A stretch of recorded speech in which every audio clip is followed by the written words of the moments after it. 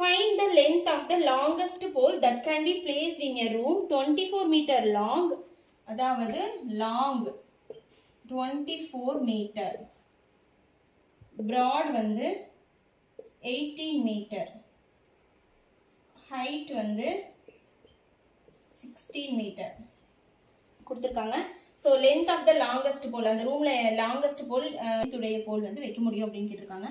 So length of the longest poleக்கு formula root of L square, அதாவது length, சரியா?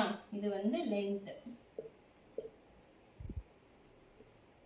L square plus B square plus H square, இந்த B.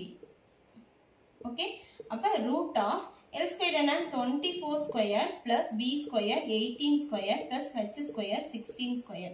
24 square என்ன 25 square 625, 24 square 576. Root of 576 plus 18 square என்ன 324 plus 16 square என்ன 256.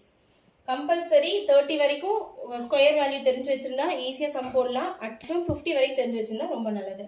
So இதெல்லாம் add பண்ணீங்க அப்படின்னா என்ன வருது? ரூட் ஆஃப் 1156 வருது. ஸோ இதை ரூட் எடுத்தீங்க அப்படின்னா எப்படி கண்டுபிடிக்கலாம் பாருங்க. 56 ரெண்டு வேல்யூ எடுப்பா. 56னா என்ன வரும்? 1 4 1 யூனிட் டிஜிட் 6 வருதா? ஸோ 6னா என்ன வரும்? எய்தர் 4 இல்லாட்டி 6 வரும் இல்லையா? அப்புறம் இந்த ரெண்டு நம்பர் பாருங்க. 3 3s are 9. அப்போ 4 4s are போச்சுன்னா 16 ஆயிடும். அப்போ 3 3s தான் 9 அப்படிங்கும்போது 3 தான் எடுத்துக்குவோம். இப்போ 1 34 இல்லாட்டி 36. அப்ப இது ரெண்டுல எது அப்படின்னு கன்ஃபியூஸ் ஆகும்போது என்ன பண்ணுவோம்? 35th வேல்யூவோட ஸ்கொயர் எப்படி பண்ணுவோம்? இது ஈஸி தானே. 5 5s are 25 போடுவோமா? 25 போடுவோம்.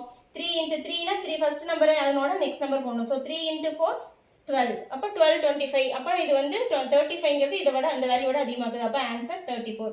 அப்போ இதனோட ஆன்சர் என்ன வரும்? 34 அப்படிங்கிறது ஆன்சர். அப்போ ஆன்சர் வந்து 34 metre. Answer option C 34 metre. Thank you.